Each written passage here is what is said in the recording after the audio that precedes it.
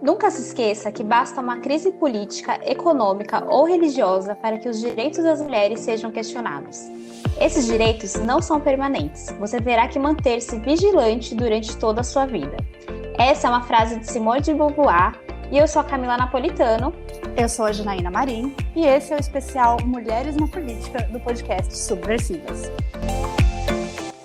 Olá, sejam bem-vindas ao segundo e último episódio do especial Mulheres na Política. A gente quis fazer esse especial, a gente achou que era muito relevante, depois de eu ter assistido o debate dos presidenciáveis, né, que rolou há algumas semanas atrás. E veio essa participação de mulheres, que eu achei muito interessante, veio a pauta do Mulher Vota em Mulher. E conversando com a Ká, a gente achou muito relevante trazer esse assunto para o podcast, tanto da participação de mulheres dentro da política, dentro de cargos políticos, que foi o episódio anterior.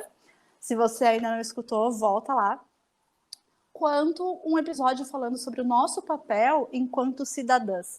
Porque uma coisa está muito a ver com... Estão muito interligados, né, os dois assuntos. Vocês vão ver que alguns dados, algumas informações que a gente vai trazer hoje também foram trazidas no episódio passado. Então, basicamente, nosso objetivo com o Mulheres na Política é ajudar vocês a se interessarem mais por política, a conhecerem mais sobre o nosso contexto aqui no Brasil e, principalmente, a incentivar vocês a, pelo menos, procurar a proposta de candidatas mulheres para que a gente possa ver assim, quais são realmente relevantes para a gente, para que a gente faça a nossa parte, para que a gente colabore com a igualdade de gênero dentro da política. Encerrando essa introdução, só um recadinho para vocês. Todas as referências dos dados e das informações que a gente vai trazer ao longo desse episódio estão na descrição. Tá? Lá você também vai poder conferir outros conteúdos que, infelizmente, não couberam na pauta, porque a gente tem bastante coisa para falar. E é isso, gente. A gente vai seguir falando um pouco sobre a história do voto feminino, o nosso papel em movimentos sociais, o nosso papel enquanto cidadãs. Fica com a gente que esse episódio está muito legal. E aí vamos começar a falar sobre o direito a voto, que realmente foi um marco bem importante quando a gente está falando de direitos das mulheres. Então, esse marco nos ajudou a poder exercer a nossa cidadania, né, tomar parte do processo político e eleger representantes na política que tenha a ver com a gente, né? E aí a gente acha que é importante fazer um recorte aqui, né, porque muito se fala sobre o movimento sufragista, o quanto esse movimento foi importante para a conquista desse direito ao voto, mas pouco se fala sobre como foi esse movimento para as mulheres negras, né? Como foi essa conquista para as mulheres negras? Uhum. Quando esse direito ao voto foi conquistado, houve algumas regrinhas. Então, as casadas eram obrigadas a pedir permissão aos maridos, já as solteiras ou viúvas deveriam comprovar que exerciam trabalho remunerado, e as legislações anteriores proibiam que pessoas analfabetas votassem, ou seja, essas exigências excluíam boa parte das mulheres negras, porque a gente tem que pensar aqui que o direito ao voto foi conquistado em 1932 e a abolição da escravatura foi em 1888, então era uma coisa muito recente ainda, então muitas mulheres negras não tinham acesso, não puderam votar, né? Então a gente precisa muito fazer esse recorte, porque ele também foi importante, né, no movimento dos direitos das mulheres. Então a gente sabe aí que esse movimento foi importante, mas as mulheres negras também, infelizmente, ficaram um passo atrás, né, dessas mulheres brancas que tinham um poder aquisitivo ainda melhor, né? Como sempre, né, ao longo da nossa história, infelizmente, mesmo depois da abolição da escravatura, e aqui a gente inclui também não só mulheres negras, mas mulheres indígenas, e por muito tempo, né, também mulheres trans. E, infelizmente, a lei começava a valer primeiro para pessoas brancas, né, do que para pessoas de outras etnias, enfim. Então, muito do contexto que a gente vai trazer aqui hoje, sim, infelizmente, fala mais, assim, acho que vale mais, entre aspas, para mulheres brancas, né? Então, assim, apesar, foi um avanço a gente ter esse direito ao voto, foi um avanço peronomútil, né, considerando a visão que a gente tem hoje de como as coisas deveriam ter sido, mas não deixa de ter sido um marco o direito ao voto que foi concedido às mulheres pelo governo Getúlio Vargas em 1932, mas, né, que foi uma luta árdua pra caramba, que foi desde o começo do século XX.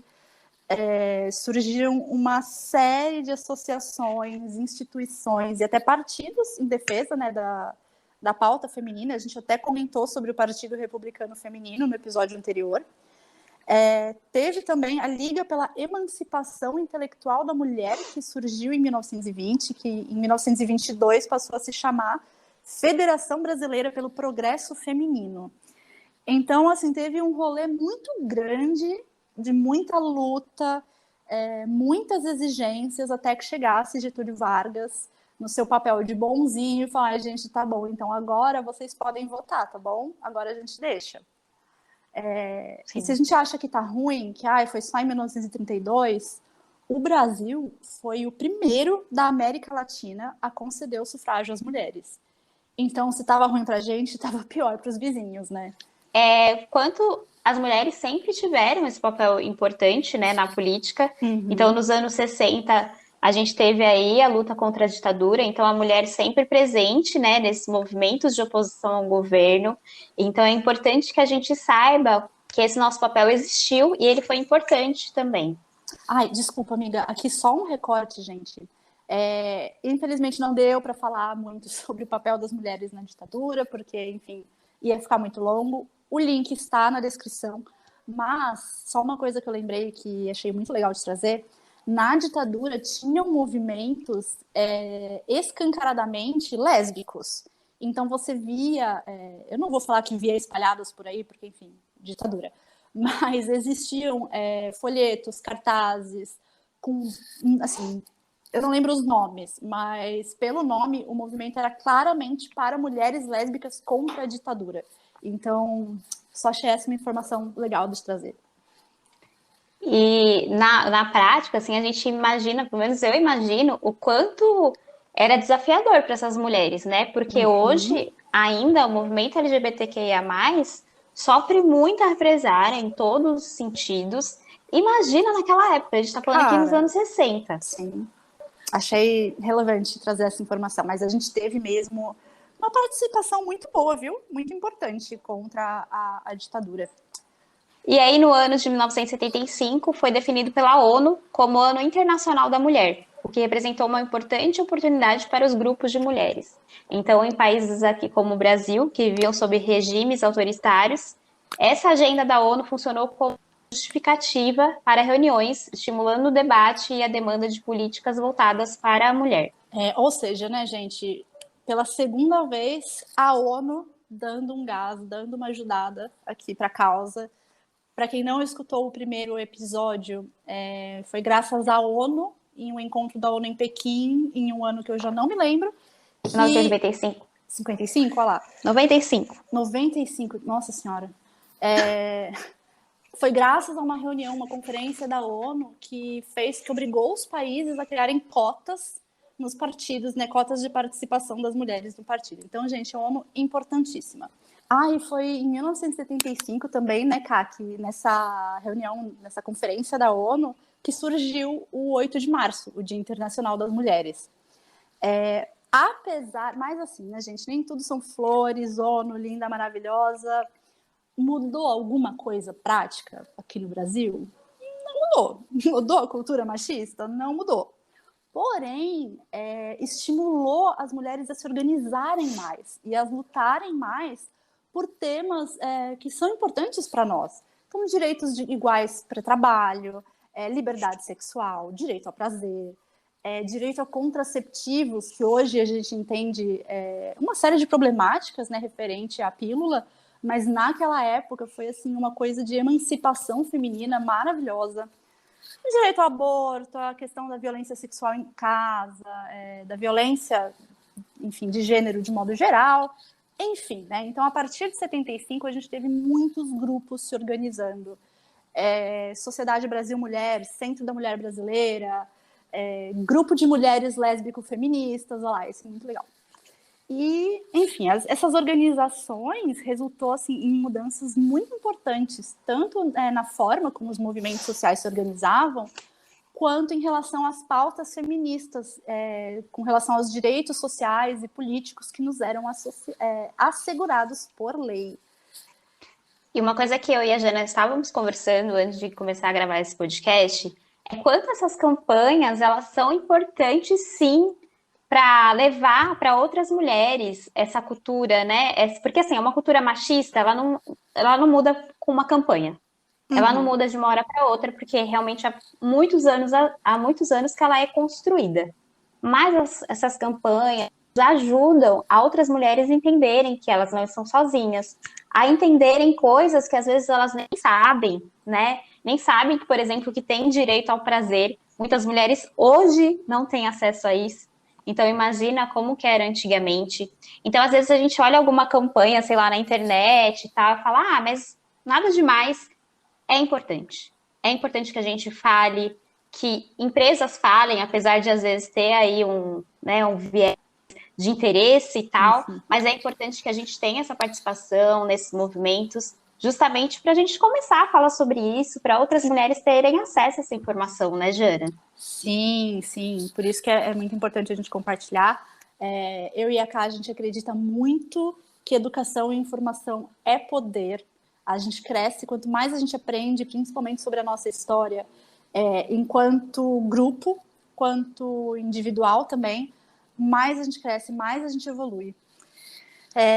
E aí, gente, ainda um pouco, focando ainda nesse contexto histórico, a gente quis trazer algumas das conquistas celebradas com o voto e com a presença de mulheres na política.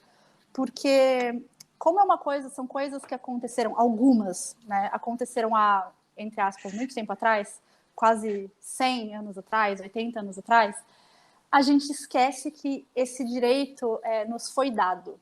Não é uma coisa que a gente sempre teve, que assim nos era garantida. A gente entende que direito é algo que assim nós temos como garantia de que isso pode ser feito.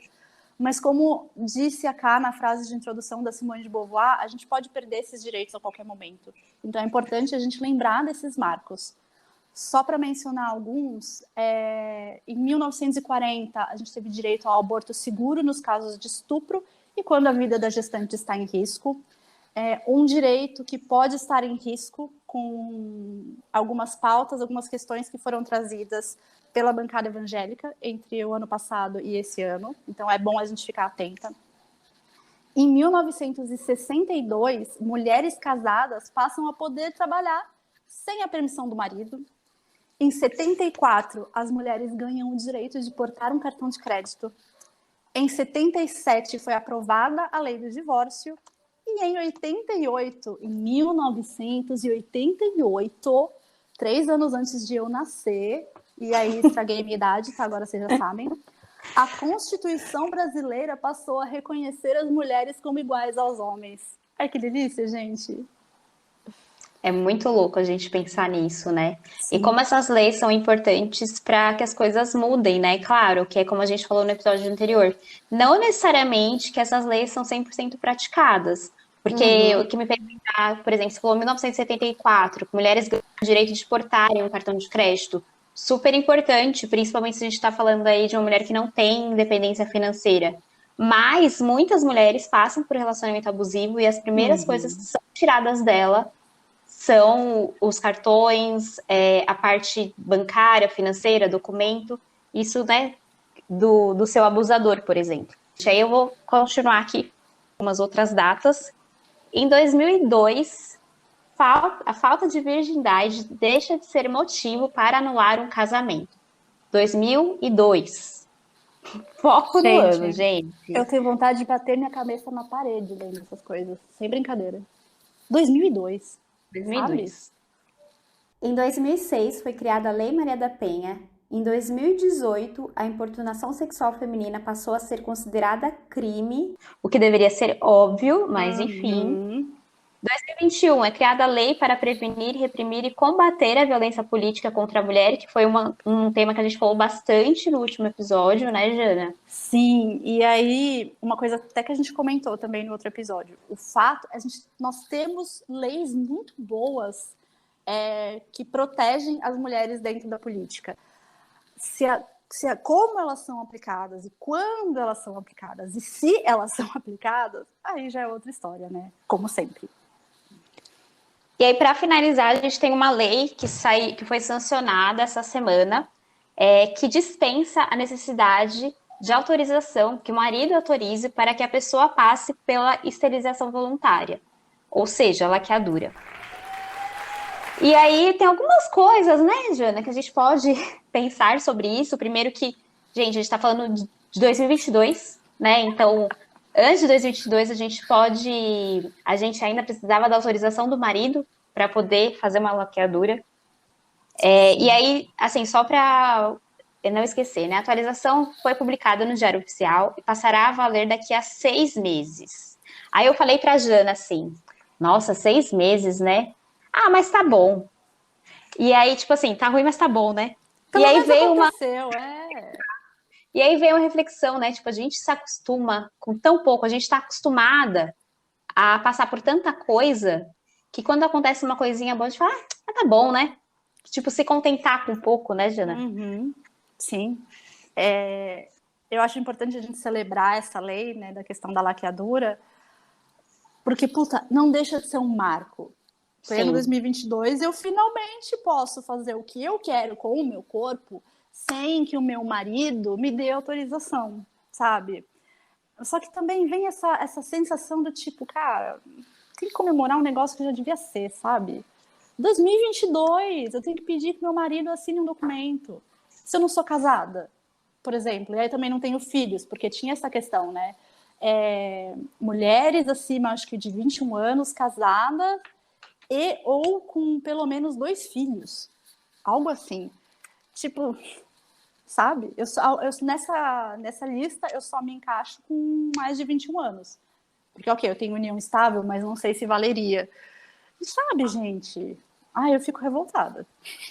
E aí a gente falou no último episódio sobre a gente prestar atenção em atos de políticos e partidos que se aproveitam da causa feminista, da causa feminina de direito das mulheres, como vocês preferirem, para ganhar os votinhos, né, gente? Uhum. Porque, coincidentemente ou não, acredito que não, obviamente, que a lei foi sancionada agora, em época de eleição, pelo presidente.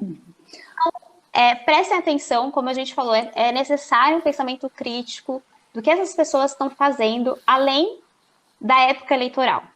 O que essa pessoa fez antes, né? Para que ela realmente está nesse movimento, realmente tem algum embasamento? Sim.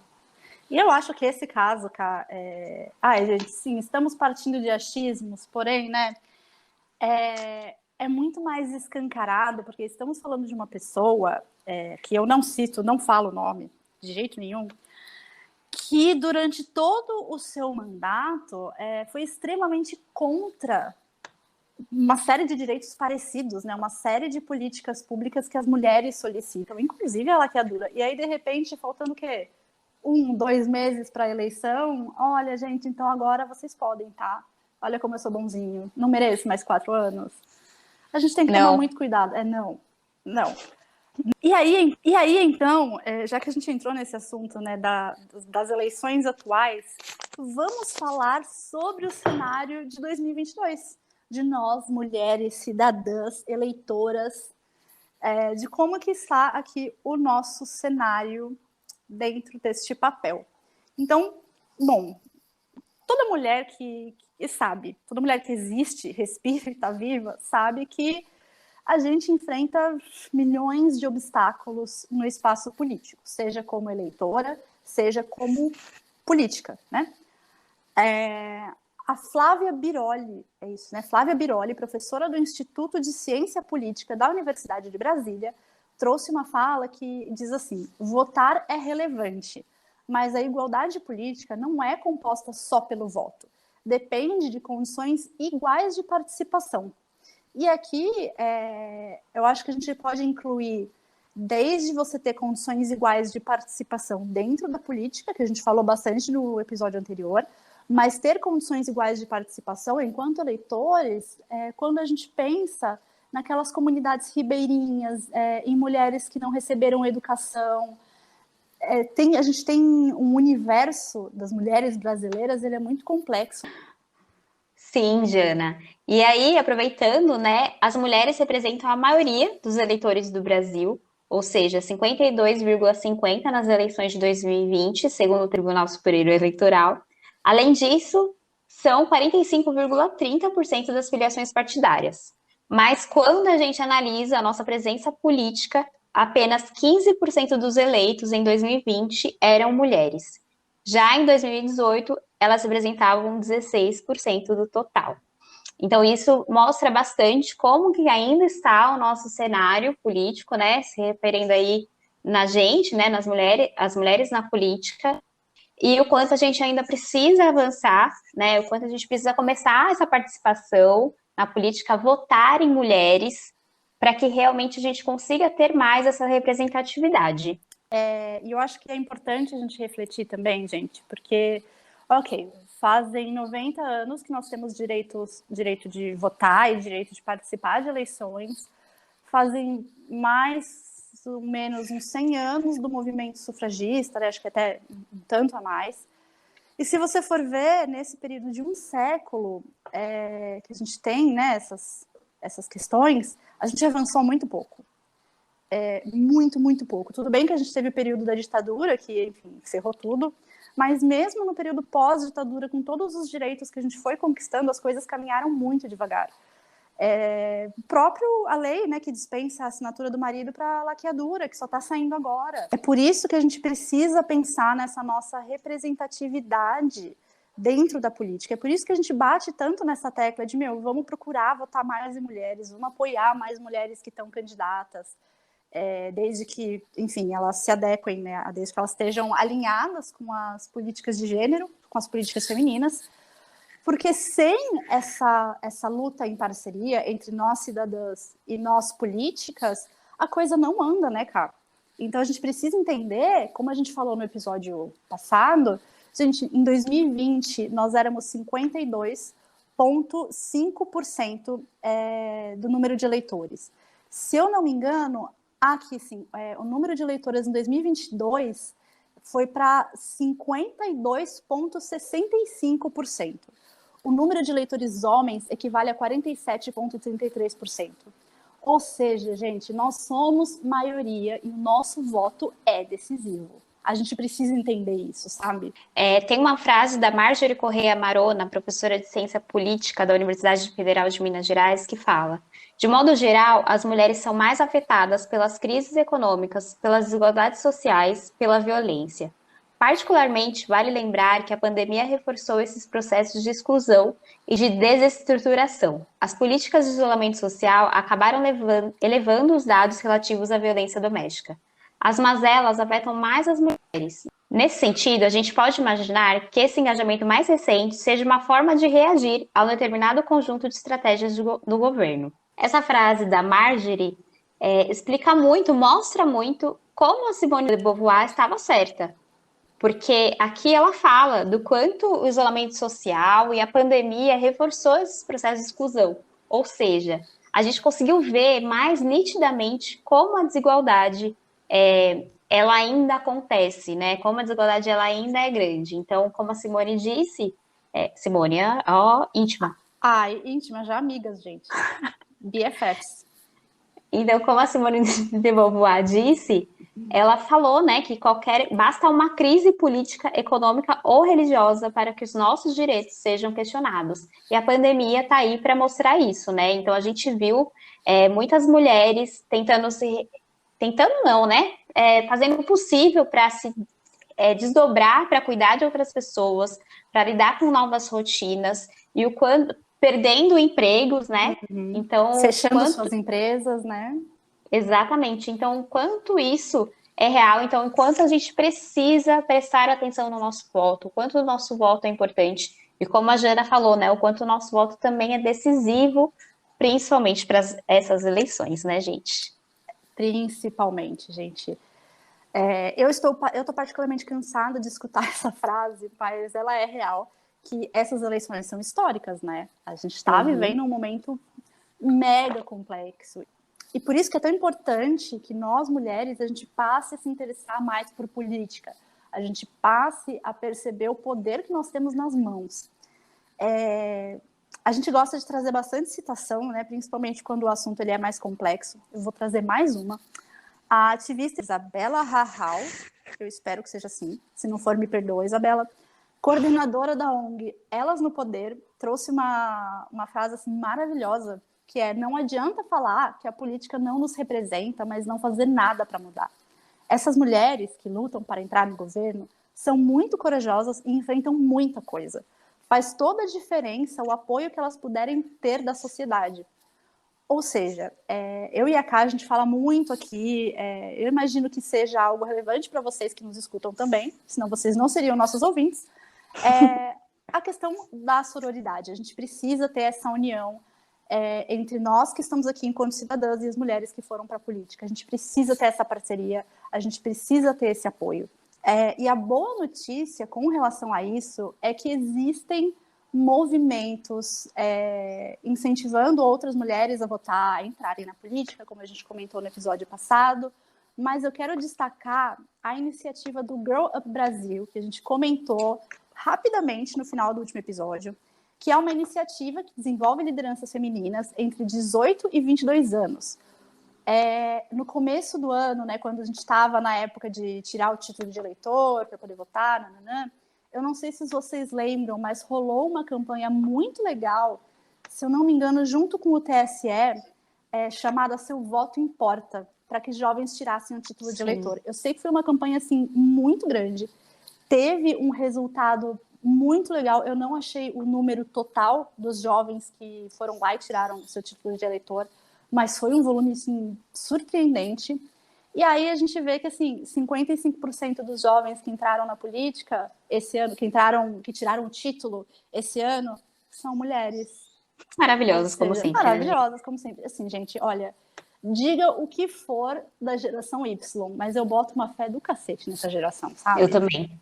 Olha, não sei se é meu lado esperançoso e tal, mas eu também boto bastante. Cara, eu não sei. Talvez seja a minha bolha, porque eu não convivo muito com geração Y também.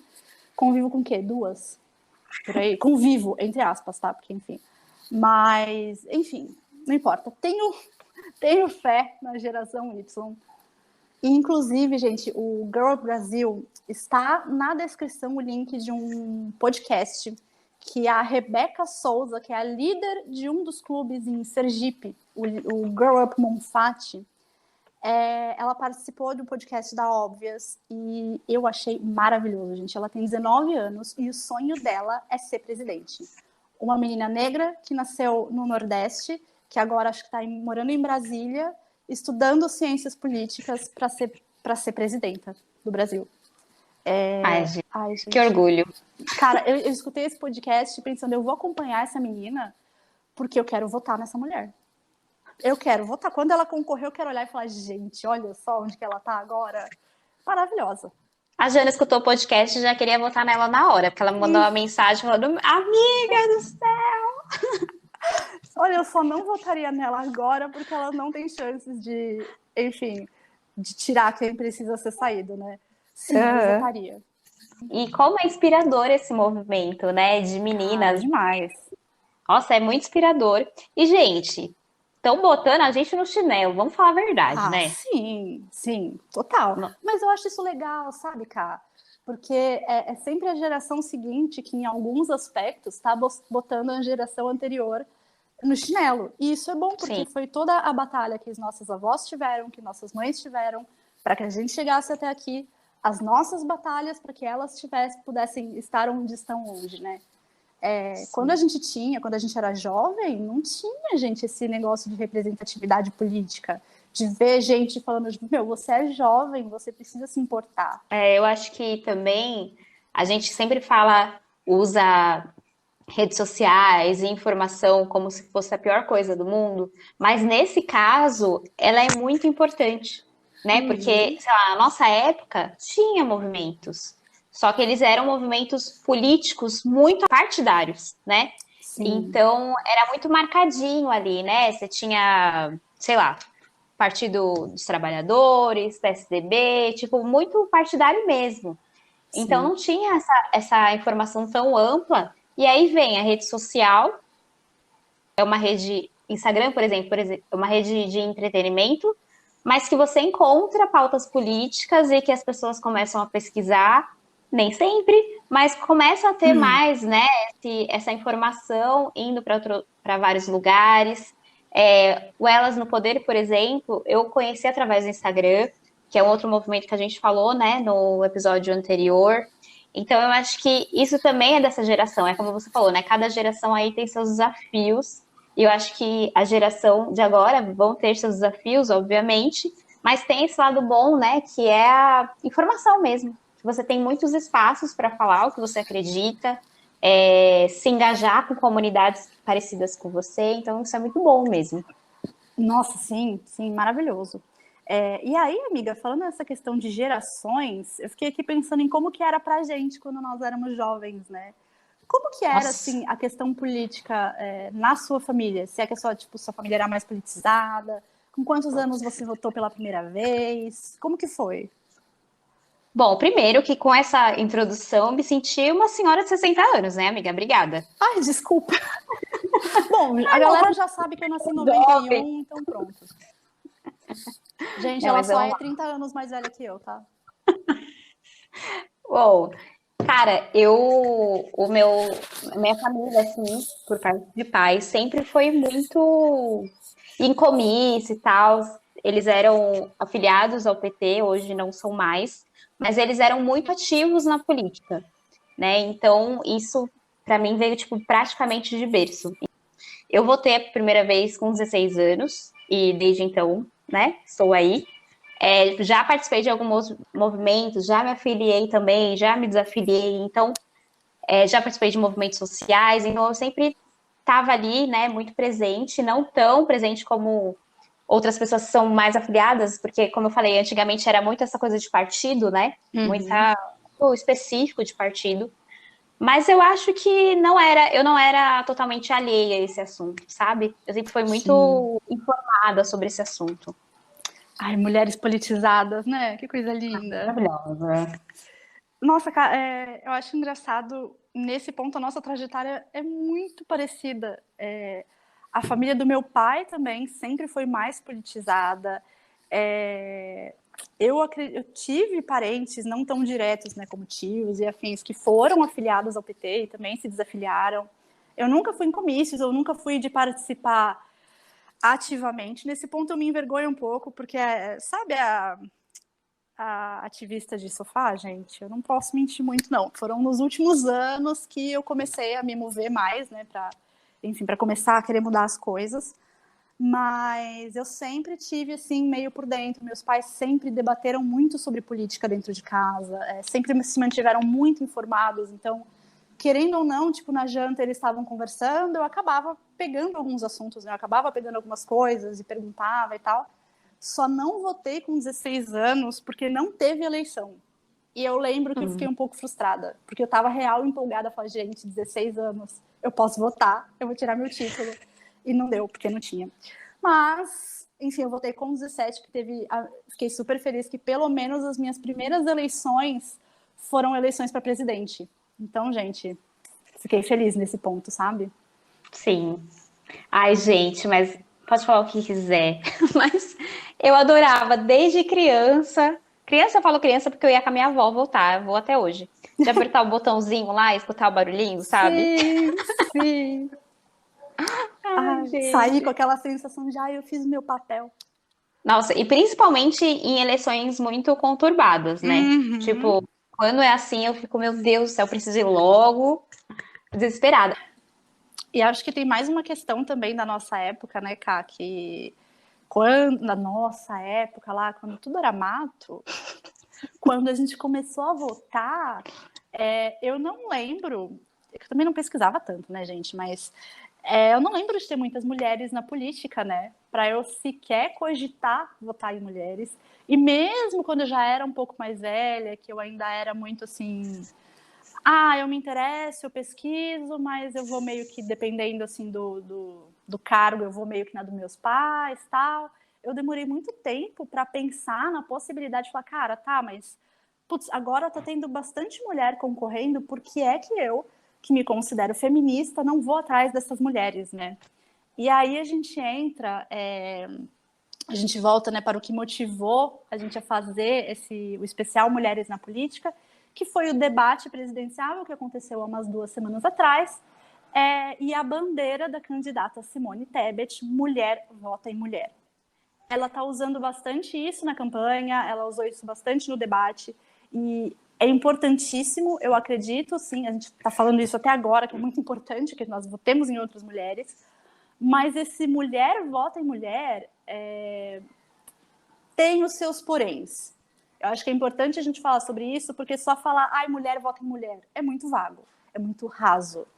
Então, vamos entrar um pouco nesse aspecto agora. E a gente vê uma candidata se aproveitando de uma pauta, que é o que a gente falou, né, no episódio anterior e até nesse episódio já, se aproveitando de uma pauta que é importante e que é urgente para poder se eleger. Porque aí a gente tem 2 tipos de representatividade, já que a representatividade é importante. A representatividade simbólica, que seria a presença, a aparência, o efeito que a maior participação feminina na política causa, e a representatividade concreta, que é a representatividade de conteúdo. Então, a presença de uma deputada federal, que não é apenas mulher, mas que luta pela maioria das mulheres, trabalhadoras que lutam por vagas em creches, na saúde, que lutam por acolhimento em casos de violência. Então, o que a gente quis trazer é justamente isso. Será que isso acontece? A gente precisa ter mais esse pensamento crítico de, não, o que essa mulher está fazendo? Né? Se a mulher realmente está engajada com as causas que eu acho importantes? Ou ela está só aproveitando de uma causa que está em alta, está mais em alta ultimamente, para poder ganhar mais voto? É isso, gente. E aí, a Sabrina Fernandes, que é socióloga e responsável pelo canal Tese 11, eu peguei esse conceito com ela, né? A gente pegou esse conceito de representatividade simbólica e concreta com ela, e ela diz também que todas ali no parlamento, nas casas legislativas, têm algum tipo de representatividade simbólica, seja como mulher de esquerda, de direita, de centro, enfim. Só que nem todas elas praticam a representatividade concreta. E essa representatividade, ela é algo que precisa de prática, porque tem a ver com a coerência, com o que ela defende, né, com o que nós, eleitoras, defendemos. No fundo, não basta apenas ser mulher. Então, é isso que a gente estava falando, assim, não basta você votar em uma mulher porque ela é mulher. Vamos imaginar aqui, vamos supor que a Damares resolva se candidatar. Você vai votar na Damares só porque ela é mulher? Eu não votaria. Nas eleições para presidente, infelizmente, esse ano eu não vou votar em nenhuma das mulheres que estão concorrendo. A gente não vai colocar uma pessoa em um cargo de poder só porque ela é mulher, só porque ela é negra, só porque ela é trans, só porque, enfim, pela essa sensação de representatividade, né? Representatividade simbólica. Só que se chegar lá na frente, quando ela realmente estiver lá dando a cara a tapa, ela não fizer nada pela comunidade, o que muda? A gente vai continuar nesse processo de o tempo está passando e os nossos direitos, as nossas conquistas não estão evoluindo. Então, pega muito o que a gente já disse no episódio passado, que a gente precisa, sim, ter mais mulheres no poder. Para ontem. Mulheres, assim, todas as suas pluralidades, diversidades, enfim. Só que, para a gente escolher uma candidata que esteja apta a ocupar o cargo e fazer algo por nós, a gente precisa ler o projeto de governo. Não tem outra história, não tem outra forma. A gente precisa ver como que ela está agindo durante a campanha. A famosa imagem do político que está lá na feira livre, comendo pastel e tomando caldo de cana, sabe? A gente sabe que todo político faz isso. Mas, em alguns casos, sempre dá para a gente perceber e falar, nossa, essa atitude aí dele na campanha foi meio esquisita, né? Dele, dela, enfim. Então, vai lá, vai dar uma olhada nas redes sociais, que nem a Ká comentou, que nem a Ká sugeriu. Cara, tem que pesquisar a trajetória política, principalmente de mulheres que já estiveram em cargos públicos. Não tem o que fazer, gente. É um pouco chato, sim. Ler projeto de governo não é uma coisa assim das mais fáceis e divertidas. Só que se a gente não sabe o que a candidata está propondo, se a gente fica só no que ela coloca nos 10 segundos de programa na TV, no debate, a gente está correndo um risco que eu considero desnecessário, né? Sim. E eu acho que tem um ponto, Jana. Eu acho que o principal de tudo que a gente falou no outro episódio, é a gente começar a aprender a sair do raso, né? Porque a gente trouxe vários exemplos aqui do que pode acontecer, coisas que a gente conquistou com o tempo, mas a gente conquistou porque a gente saiu desse raso mesmo e começou a questionar. Será que faz Sim. sentido? Será que faz sentido isso que o candidato está falando? Porque realmente, como você falou, é muito mais fácil você ver lá 10 segundos do que ela está falando e falar: nossa, essa é a minha candidata. Sim. Você vai ver, na realidade, não é. Né? Ela, Porque falar é fácil, né? Exato, porque talvez no dia a dia ela nem fale sobre isso. Né? Nem seja uma pauta dela. Então a gente precisa, na vida, né? A gente precisa aprender a sair um pouco do raso. Eu acho que isso acontece porque a gente, como a gente estava conversando antes, a gente não é educada a falar sobre política, né? A gente não é educada politicamente, então é fazer o caminho inverso do que a gente é educada a fazer. É realmente questionar o que faz sentido, o que não faz, e se faz sentido para você tudo isso que tem falado, né? Sobre a causa, se a candidata ou candidato que você vai votar tem propostas políticas públicas para que a nossa vida melhore, enfim. É o que trouxe na frase, né, numa citação que a gente trouxe agora há pouco, da Isabela Rahal, que não adianta falar que a política não nos representa, mas não fazer nada para mudar. A gente precisa ter uma participação mais ativa, lembrar que, com relação a nós mulheres, tudo é política, tudo está relacionado à política. E acho que tem um papel também, uma coisa que a gente precisa parar para refletir, porque é muito...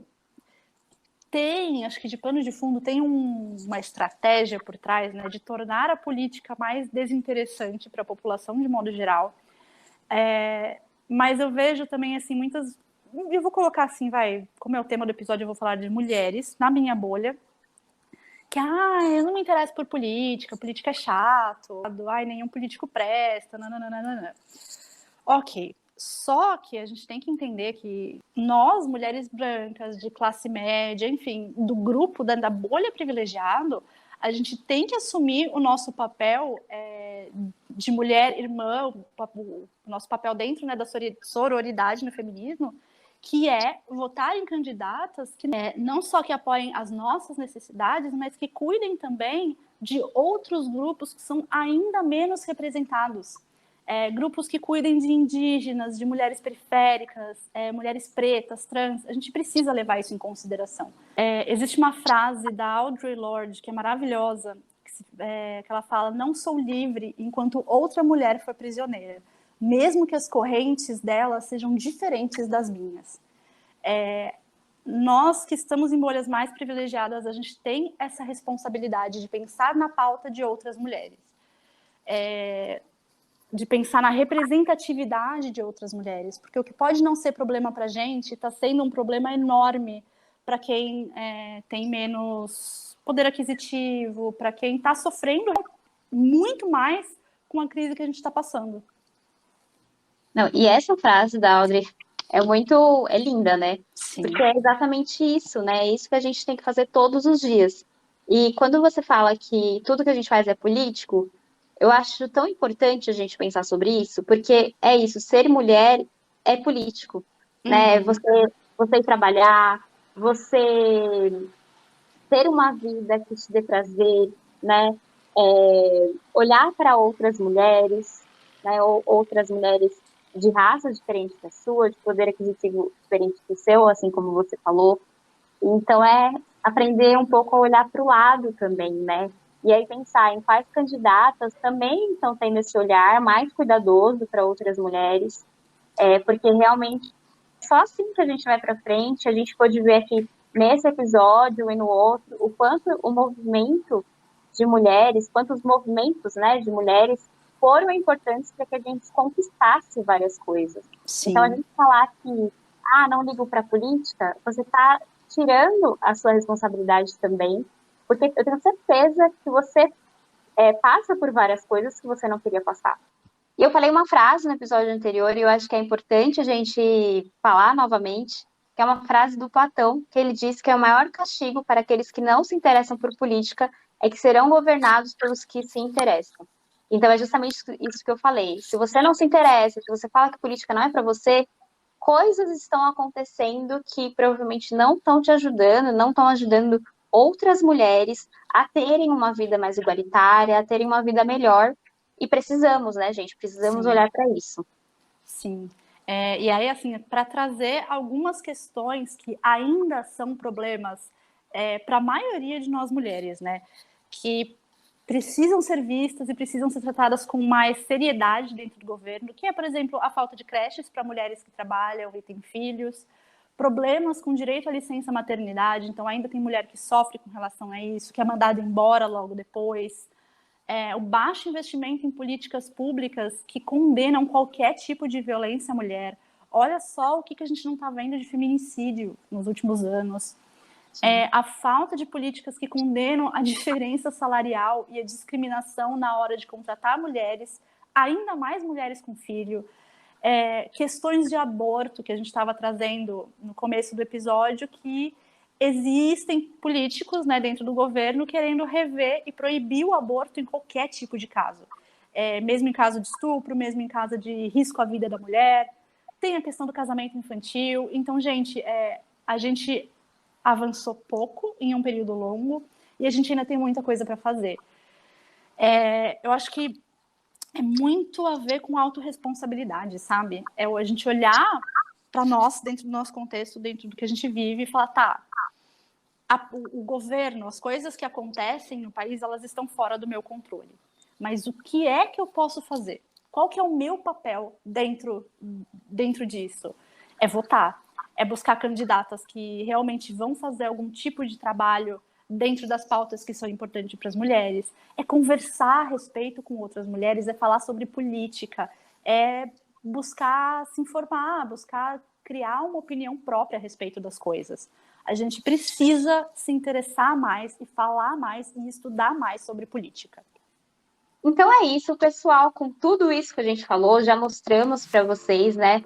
Nosso objetivo era esse, mostrar o quanto a política é importante, o quanto é importante sim votar em mulher, mas com consciência, né? Pesquisando mais sobre essa candidata e tudo mais. E, principalmente, votem com consciência nessas eleições. Sim, por favor. E queremos finalizar também com um convite para você ouvir o outro episódio, que foi o primeiro episódio desse especial de 2 episódios sobre as mulheres na política, porque tá bem legal, bem interessante. Então compartilha também se você gostou e vote com 5 estrelas aqui no podcast. Muito obrigada, beijo. Obrigada, gente. A gente espera que vocês tenham gostado e é isso, beijos.